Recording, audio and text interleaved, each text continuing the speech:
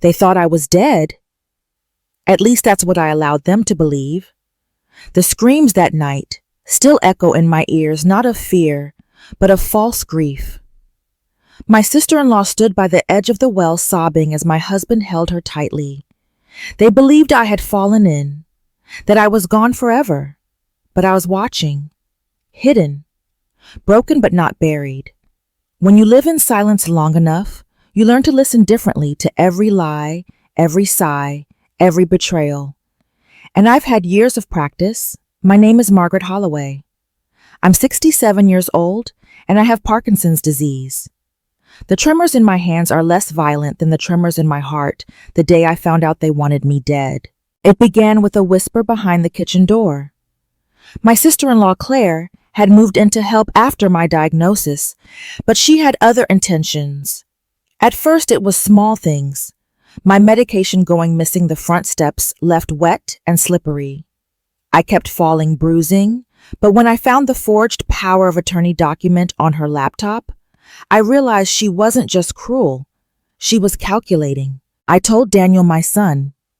He didn't believe me, said the illness was affecting my mind, that Claire was just tired from taking care of me, that maybe I was forgetting things. I wasn't. Not then. Not ever. The plan, I later learned, was for Claire to inherit everything once I was gone. She'd already rewritten the will, made it look like I'd done it myself. And the well behind the house, the old one we never sealed, became her perfect grave. For me. The night it happened, the moon was full and sharp. I heard them arguing, Daniel and Claire, outside my room. I waited, then crept out the back, shaking but determined. I'd already arranged everything with Susan, my friend from the clinic. Same height, same build, a hood to cover her face. She was desperate for money and angry at the world. She agreed to be my decoy just long enough for Claire to believe she'd succeeded. From the shadows near the tool shed, I watched as Claire lured me toward the well, pretending to offer help with the laundry line. Then, without a pause, she shoved. Hard. The splash came seconds later. Claire screamed so loudly it startled the owls. Lights came on in the house. Daniel came running. Neighbors appeared. Claire collapsed into Daniel's arms, wailing about how she tried to save me. And I stood behind the shed, watching, trembling but alive. They buried an empty casket 3 days later. The coroner's report claimed the body had been too decomposed to identify beyond fragments. They used dental records. Susan's not mine. No one questioned it, not even Daniel. My own son stood at my funeral, weeping into Claire's shoulder, and whispered how she's free now. I saw it all from the hill behind the church, hidden beneath a borrowed cloak. My hands were trembling not from Parkinson's, but from fury.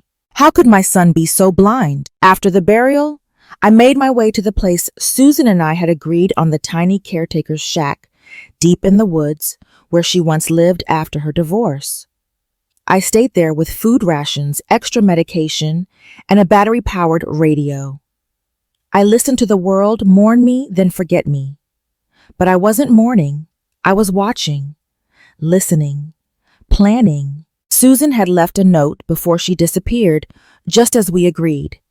She took the money I gave her and vanished into another town, no questions asked. She hated her old life as much as I hated mine. That night by the well, Claire never knew that she had murdered a ghost. Back in the house I once called home, everything moved quickly. Claire renovated my bedroom. Daniel emptied my closet. I saw the photos they posted, smiling, drinking wine in my kitchen, talking about moving on. They claimed I would have wanted them to be happy. That was what hurt the most, until I heard what they were really saying when no one was listening. I rigged an old baby monitor in the attic, still connected to the receiver I had secretly kept before my death. From the shack, I heard them whisper about how lucky it worked. Claire said she never even fought back.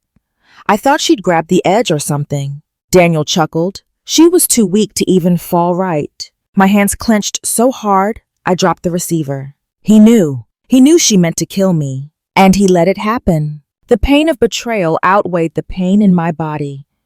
I had lost my son long before I died. Claire was the executioner, but he handed her the weapon. It was then that I decided I wouldn't stay dead forever. They needed to feel what I had felt. Not fear, regret, shame, dread, and I would bring it to them inch by inch. But I wouldn't just walk in the front door. No, first I would make their perfect little world crumble from the inside. And it started with the envelope I mailed to Claire's office the next morning. An anonymous tip from a concerned neighbor containing one perfect photo. A photo taken moments before the push of Claire's face, full of rage, her hand on a fragile back. The photo shook her. I saw it on the news 2 days later. A brief mention during a local segment.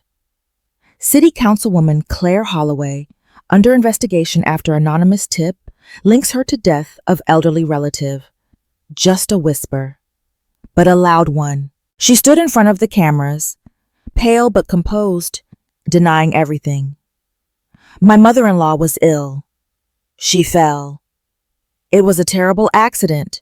I could see the twitch in her jaw, the same twitch she used to get when she was lying as a teenager. Some things don't change. Daniel was at her side, stone-faced, his arms crossed. But at home behind closed doors, the truth was boiling. The monitor picked up every word. "You said no one saw us," she hissed. "No one did." Daniel snapped. That photo could have been edited. Just calm down. Claire wasn't calm. She was unraveling, and I was feeding the threads into the fire. But I didn't just want Claire to break. I wanted Daniel to feel every crack. He hadn't just abandoned me. He had watched me suffer for years, and when given the chance, chosen the woman who wanted me gone. For convenience. For peace. For silence. I sent the second letter directly to Daniel's workplace. A copy of the forged power of attorney, and a printout of Claire's internet search history. How long can someone live without their Parkinson's meds? Signs of elder mental decline. Untraceable poisons. I watched the fallout from the trees behind his office building just far enough to see him storm out to his car. His phone clutched white-knuckled in his hand. He was panicking. Good. But it was what happened that night that sent a chill deeper than the well ever could. I was dozing in the shack when the baby monitor crackled. "You said she was gone," Daniel said, voice hoarse. "She is. Don't be ridiculous." Then why, he whispered.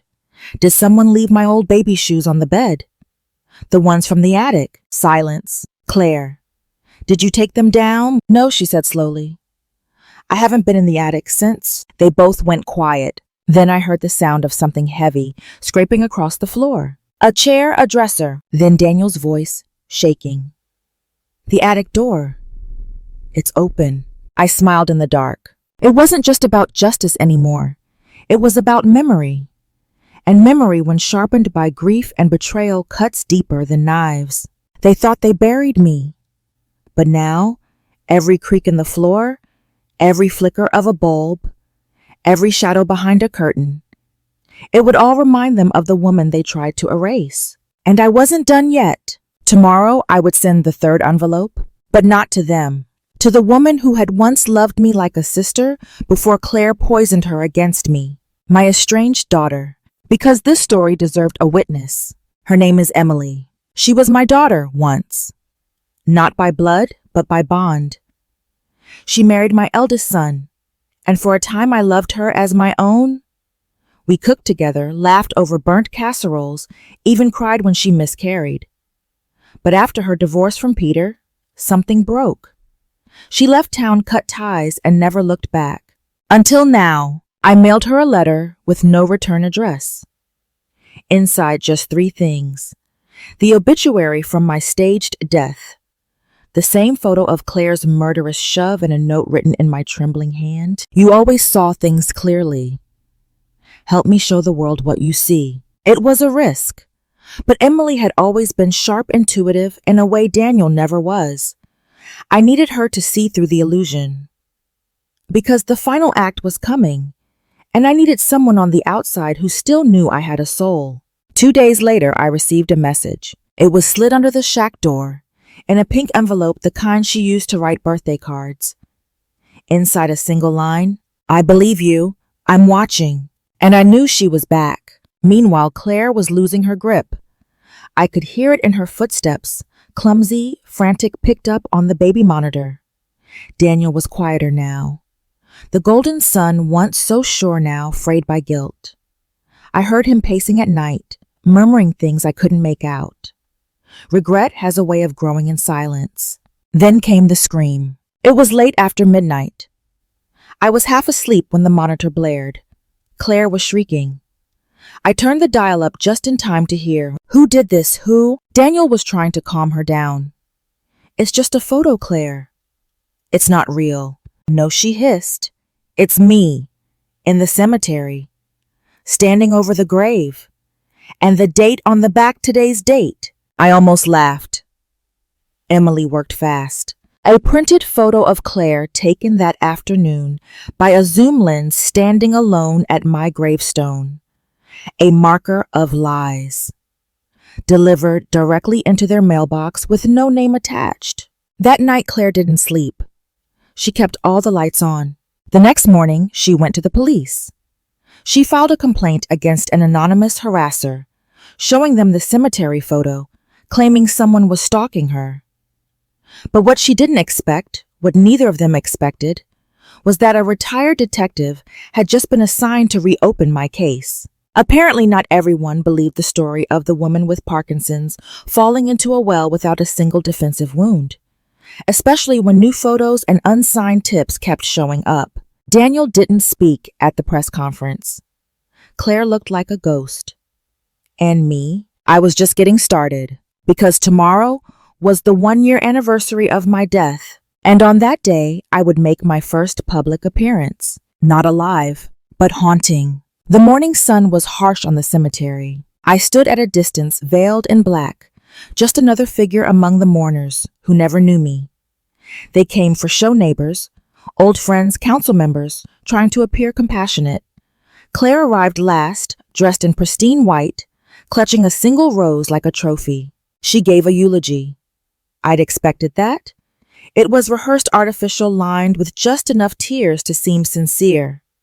Daniel stood beside her like a ghost of himself, eyes hollow, hands shaking. I wondered if he even remembered who he used to be before the lies, before the murder, before Claire twisted his world. When the crowd thinned and Claire lingered, I walked forward slowly, cane in hand. I stopped 15 feet behind her, just enough for her to feel me before she saw me. Her back stiffened. Then she turned, and the rose dropped. Her lips parted, but no sound came out. I stepped closer. Our eyes met. "It's not possible," she whispered. "But it is," I said. "You just didn't fall deep enough into the lie to see it." She stumbled backward, nearly tripping over the stone edging the grave. "You're dead." "No," I said, voice low. "I just gave you a chance to live with it." I turned and left. I didn't need to say more. She was already unraveling, and that moment, public, documented by onlookers with cell phones, was enough to spark a media frenzy. By nightfall, the footage had gone viral. Murdered woman returns to her own memorial. Some said it was a stunt. Others claimed I was never dead. But one voice cut through the noise, Emily's. She stepped forward officially as my witness. She gave the photos, the letters, the evidence of forgery and abuse to the authorities. She confirmed what she had seen, what she had heard, and what the world refused to believe at first, that I had been a target. And Claire was no caretaker. The retired detective held a press briefing the next day. "There is compelling evidence of premeditated murder, financial fraud, and intentional abuse of a vulnerable adult," he said. "An arrest warrant has been issued." Claire was taken in at dawn. Daniel wasn't handcuffed, but his name was forever linked.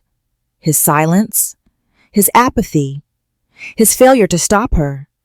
He lost his job that same week, his friends, his so-called reputation. And I walked into the police station, cane, tapping head high, and signed a sworn statement in my own trembling hand. I was never dead, I said. But I was buried. Now I was back. And I would not be silent anymore. The trial was set 6 months later. Claire sat at the defendant's table, thinner, paler, but still clutching that stubborn pride. Daniel sat behind her, avoiding my eyes. I didn't care. The man who let me rot emotionally years before had already been sentenced by life itself. Emily sat beside me, her presence like a warm hand on my back. She testified first. Clear. Unshaken. She laid out the timeline, the phone calls, the letters. The jury watched, mesmerized, as she spoke of the night she received the obituary and the photo. The courtroom was still. Then it was my turn. I rose slowly. My legs didn't work the way they used to. But my voice, that worked just fine. I was meant to die. I said, not by accident, but by design, because someone decided my illness made me disposable, because my shaking hands and slurred speech made me an inconvenience, because a signature mattered more than my breath. I paused, and so I did what any survivor would do. I lived. I hid. I watched. And I waited. I described the night at the well, the moment I saw her push the woman she believed was me. I recounted the grief not of death, but of being erased. Then I told them the truth that chilled even me. I would have forgiven them, I said, if they had just let me live in peace. But they chose cruelty. And I chose truth. Claire refused to look at me. Daniel stared into his lap, biting his lip until it bled. The jury deliberated for only 3 hours. Guilty, on all counts. Claire sobbed when the verdict was read. She finally broke when the judge denied bail. She clawed at Daniel's arm as the bailiffs led her away. You said she was dead, you promised. But I was never really gone. Just waiting. Daniel tried to approach me afterward, his face hollowed by shame, words trembling on his lips. I stopped him with a raised hand. You buried me once. Daniel, I said quietly. Leave me alone now. Let me rest. In life? He nodded barely and walked away. The media had a field day. The woman who outsmarted her killers. Back from the dead. Murder by mistake. The headlines didn't matter. What mattered was that the world knew I existed. That my name wasn't just carved in stone, but now spoken in strength. I moved away after that. Emily helped me settle in a quieter town where no one knew my face, only my story. I still tremble. I still struggle. But I'm not alone. I have my dignity. I have my breath. And I have my justice. If you're reading or listening to this and wondering if you'd ever survive what I did, know this: you don't need strength in your bones to fight. You need strength in your spirit. I was a 67-year-old woman with a trembling hand and a fading voice, but I refused to be erased. What happened to me wasn't just a betrayal. It was a lesson. Family doesn't always mean safety. Sometimes the greatest danger comes from the ones who smile at your table. But so can the greatest redemption, because one person believed me, and that was enough to spark justice. If you're growing old, sick, or simply alone, never stop protecting your truth. Write it down. Speak it out. Hide it if you must, but never let anyone steal your voice, because sometimes the most powerful revenge is simply surviving.